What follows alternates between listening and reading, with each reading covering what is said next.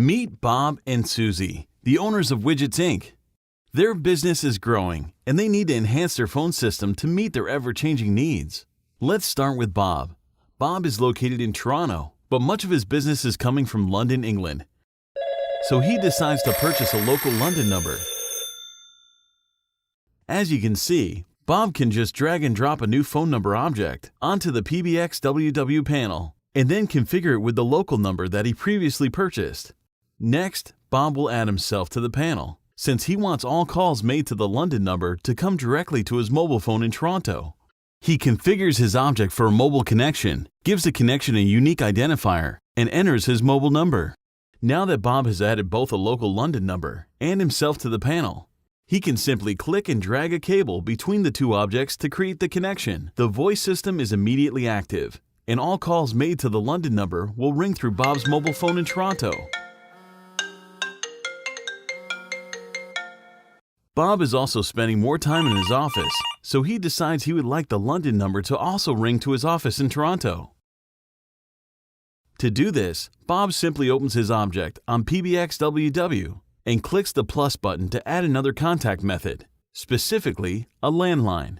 He then gives the contact method a unique identifier and enters his office number in Toronto. As you can see, the system will now ring both Bob's mobile phone and his office phone simultaneously anytime someone calls the London number. What's even better is, if Bob wants his office number to ring first, since that's where he spends most of his time, he can simply slide the mobile contact method down the timeline so that it will start ringing when the office line stops ringing.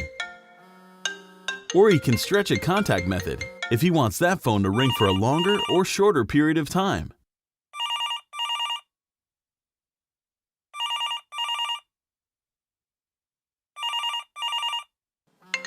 Bob then realizes he can't always answer his phone, so he decides to add voicemail by clicking and dragging a voicemail object onto the panel. He then configures his voicemail by selecting an email address to which the voicemail will be sent, and records his actual message. "Hi, this is Bob. Leave a message at the tone."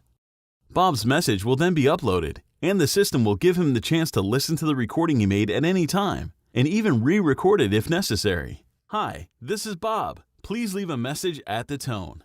He completes his setup by connecting a cable between his own object and his voicemail. Now let's bring Susie into the scenario. Bob would prefer that Susie should answer the phone if he's unavailable, so they add Susie onto the panel and place her between Bob's object and Bob's voicemail. Once her information is entered and the cables are attached, any calls made to the London number that Bob doesn't answer will automatically go to Susie.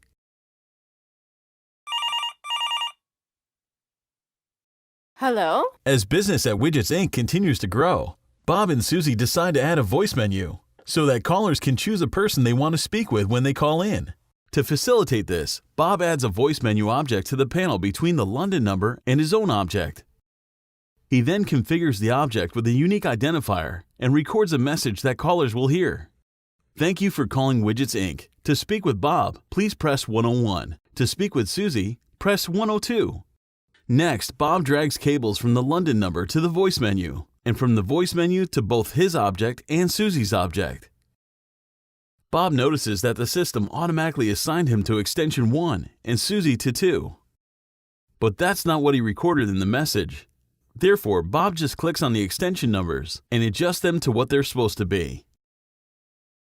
As time goes by, Bob and Susie can use this click and drag method to quickly and easily make any changes to their voice system and add features to support the needs of their growing business. It is all so simple, thanks to PBXWW.